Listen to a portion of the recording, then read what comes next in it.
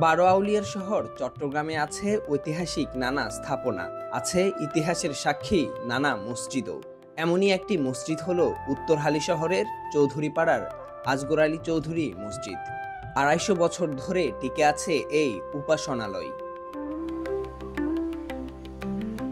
১৭৯৫ সালে আজগর আলী চৌধুরী নামে স্থানীয় এক ব্যক্তি এই মসজিদ নির্মাণ করেন।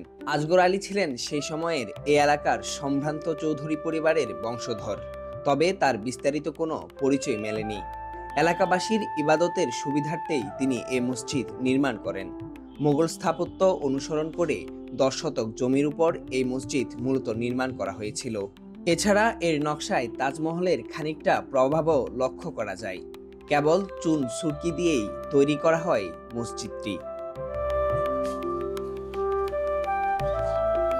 পোড়ামাটি রঙের এই মসজিদের চারপাশ সাজানো হয়েছে নানা রকম নকশায়। শুধু বাইরের দেয়ালই নয়, ভেতরের দেয়াল ও কাঠামো জুড়ে মুঘল স্মৃতিচিহ্ন প্রদর্শন করে যাচ্ছে চোখ ধাঁধানো নানা রকম নকশা। মসজিদের ছাদে শোভা পাচ্ছে বড় ৩টি গম্বুজ ও ২৪টি মিনার। এর মধ্যে মাঝখানের গম্বুজটি আকারে বেশ বড়। অবাক করা বিষয় হলো বিশেষ কোনো জানালা নেই মসজিদটিতে। দরজার আকারও খুব একটা বড় নয়, দেখতে বেশ ছিমছাম। ২৫০ বছরের পুরনো মোগল আমলে তৈরি এই মসজিদটি ব্যবহারের অনুপযোগী হয়ে পড়ে ২০১০ সালের দিকে। এলাকাবাসীর আগ্রহে পুরাতাত্ত্বিক এই নিদর্শন না ভেঙে পেছনে ৭০ শতক জায়গার উপর ৪.৫ কোটি টাকা ব্যয়ে নতুন একটি মসজিদ নির্মাণ করেছেন চৌধুরী পরিবারের বংশধরেরা। আর আজগর আলী মসজিদটিকে সংস্কার করে আগের চেহারায় ফিরিয়ে আনতে খরচ হয় ৫০ লাখ টাকা। এক্ষেত্রে সংস্কার কাজটি করে ঢাকার প্রত্নতত্ত্ব সংরক্ষণকারী প্রতিষ্ঠান Urbana architect.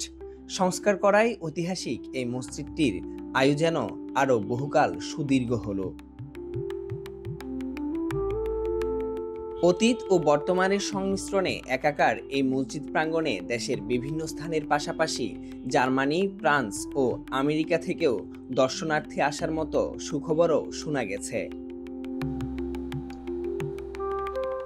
Mahmud Hasan, C voice 24।